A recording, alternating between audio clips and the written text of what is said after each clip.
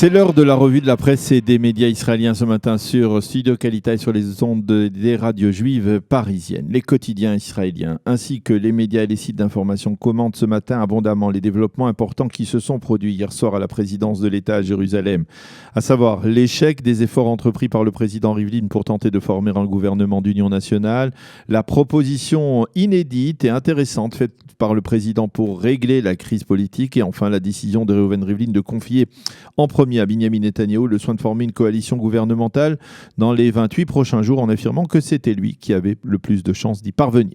L'époque du mandat, titre ce matin le Yediot Aharonot, Tkufat Amandat, un titre qui rappelle cette période de l'histoire d'Israël entre 1917 et 1948 où la Palestine était sous le mandat britannique, mais là il ne s'agit pas d'histoire et de passé, mais bel et bien de la réalité politique complexe actuelle créée par les résultats des élections de la semaine dernière et donc de la décision du président Rivlin de confier le mandat de la formation du gouvernement à Binyamin Netanyahou. L'ensemble des observateurs admettent que Binyamin Netanyahou n'a quasiment aucune chance de former un gouvernement dans les délais impartis et par conséquent le Premier ministre devrait, mais il faut pas utiliser le conditionnel, très rapidement remettre ce mandat au président Rivlin, ce qu'il n'avait pas fait, rappelons-le, le 29 mai dernier.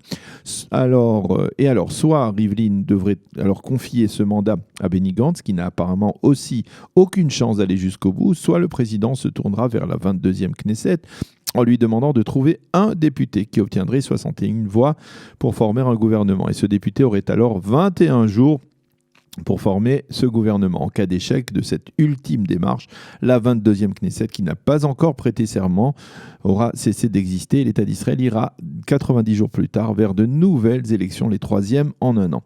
Hier, dans son intervention, le président Rivlin a insisté sur le fait que le peuple ne voulait pas envisager un tel cas de figure prévu par la loi.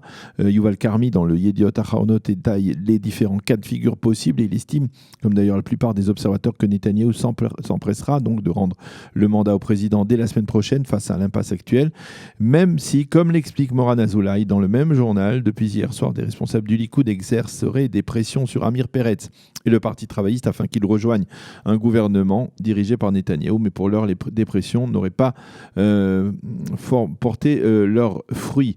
Le Israël Hayom lui consacre sa manchette à l'appel à l'Union nationale lancé hier soir par Binyamin Netanyahou quelques minutes après avoir reçu le mandat du président. Et le quotidien souligne que la responsabilité de la situation repose sur les deux candidats, Netanyahou et Gantz, de la même manière. Les quotidiens résument la proposition faite par Reuven Rivlin qui consistait à former un gouvernement paritaire avec un double Premier ministre. Binyamin Netanyahou aurait occupé le poste officiellement. Benny Gantz aurait été Premier ministre par intérim avec des pouvoirs élargis. Gantz aurait remplacé Netanyahou si l'acte d'inculpation a été confirmé après l'audition, c'est-à-dire d'ici 3 mois.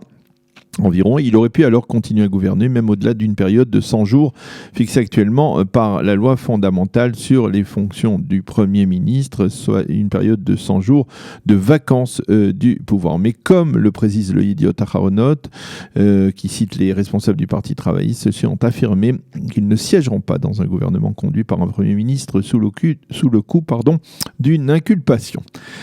Qu'écrivent les éditorialistes ce matin? Ben Dror Yemini écrit en page 2 du Yediot Aharonot, au lieu de faire montre de souplesse, les deux partis se sont retranchés derrière leur position et finalement, c'est l'ensemble de la nation qui va en faire les frais. Pour Mati Tourfeld dans le Israël Hayom, le peuple est aussi le grand perdant de cette situation politique complexe, mais c'est uniquement parce que le calendrier politique est intimement lié au calendrier judiciaire et parce que les deux candidats sont dépendants du bon vouloir des citoyens.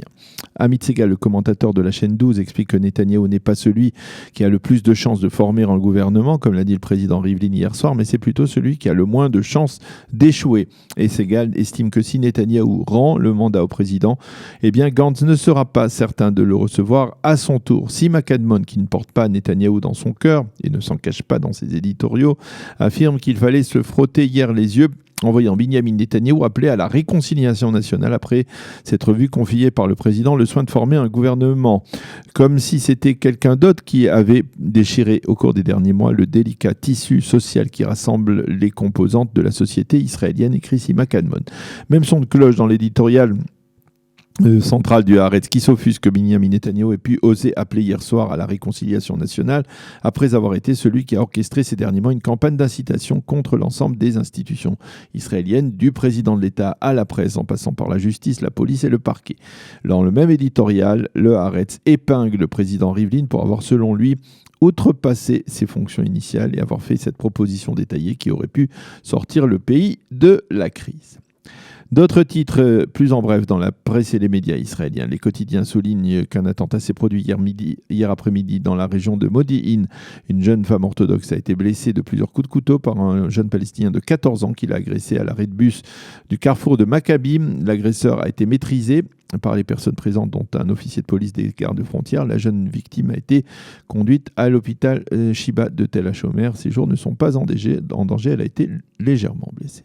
Le Israël Hayom publie ce matin un extrait d'un entretien que lui a accordé l'un des responsables des renseignements militaires, le général Dror Shalom, qui affirme que l'Iran pourrait être capable de lancer des missiles balistiques à partir de l'Irak en direction du territoire israélien, une appréciation qui s'inscrit parfaitement dans la continuité du discours virulent prononcé hier par le président iranien Hassan Rouhani à la tribune des Nations Unies. Rouhani qui a affirmé que son pays ne négociera pas sous la pression et qui a menacé les Américains. Attention, une petite erreur peut embraser la région. Les quotidiens soulignent également que l'ambassadeur d'Israël à l'ONU, Dani Danon, a quitté la salle lorsque le président Rouhani est monté à la tribune. C'est aujourd'hui que le chef de la diplomatie israélienne, Israël Katz, qui représente le Premier ministre, prendra la parole à la tribune de l'Assemblée générale. Et puis les médias israéliens ont mentionné hier le fait que la nouvelle masterchef d'Israël, Vanessa Vidal, qui a la double nationalité française et israélienne, eh bien, elle est mariée à Eddie Avitan. Eddie Avitan qui est considéré comme l'un des escrocs de l'arnaque au CO2 qui a coûté plusieurs centaines de millions d'euros au fisc français. Eddie Avitan a échappé à la condamnation à 6 ans de prison de la justice française uniquement parce qu'il avait trouvé auparavant refuge en Israël. Il était discret jusque-là, mais il est apparu le soir de la finale du Masterchef dans le public pour soutenir son épouse et l'une des journalistes de la chaîne 13, Emmanuel Elbaz, qui connaît par cœur le dossier du CO2, l'a reconnu plutôt embarrassant pour Eddie Avitan et même également pour sa célèbre épouse, Madame Masterchef d'Israël de cette année. Enfin, nous terminerons par le Yediot Aharonot qui consacre ce matin un supplément aux héros d'Israël de la décennie qui se termine. Parmi ces héros, Myriam Peretz, qui a perdu 2 enfants au combat dans les guerres d'Israël, les mères des 3 jeunes enfants kidnappés et assassinés en été 2014, mais également Maurice Kahn, le philanthrope qui a permis la réalisation du projet spatial Bereshit, qui a atterri même brutalement, on peut le dire, sur la Lune.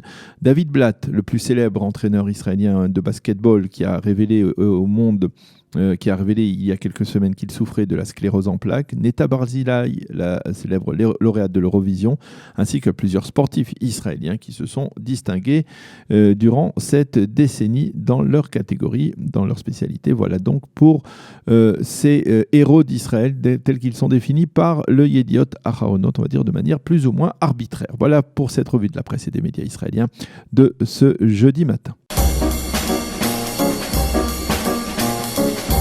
Pour mieux s'immerger dans la réalité politique, sécuritaire, économique et sociale d'Israël, connectez-vous chaque matin sur Studio Kalita. Daniel Haïk vous y attend pour sa revue de la presse.